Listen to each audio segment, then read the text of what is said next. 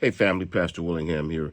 It's day 11, and we're talking about worship, the importance of worship here. I'm looking here at Genesis 2nd chapter, 3rd verse, and it reads here that, and God blessed the seventh day. God blessed the seventh day and sanctified it, because in it he had rested from all his work which he had created and made. And so this seventh day that is sanctified for us, again, as this day of rest from the work, is a day of worship. You know, this is why we come into worship. This is why we come into the house of worship. It's why we go to church. And again, we enter into a place of worship. And even more than that, worship is an attitude in which, we recognize what God has done in our lives for those 6 days of the week.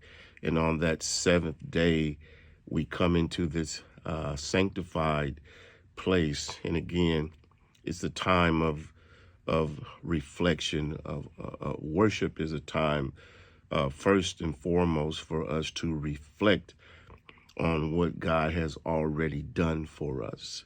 Because God here rests from the work that he's already done.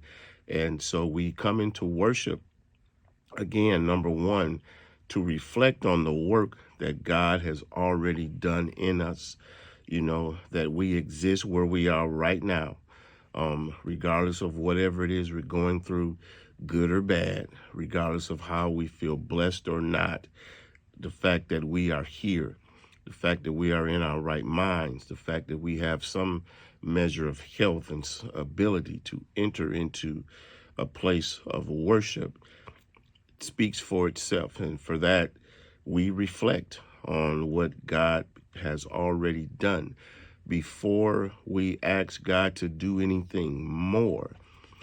Because there's a part of worship where, of course, we're worried about our future, and many times we are so fixated on the future of what we want from God that we forget that the first primary thing in worship is to reflect on what God has already done for us, and to praise God for who he is, and praise God again for what he has already done, and praise God for what we want him to do. We may move into the next phase of asking God what we want him to yet do, what our future hope and prayers may be. But first and foremost, remember that worship is thanking God and appreciating God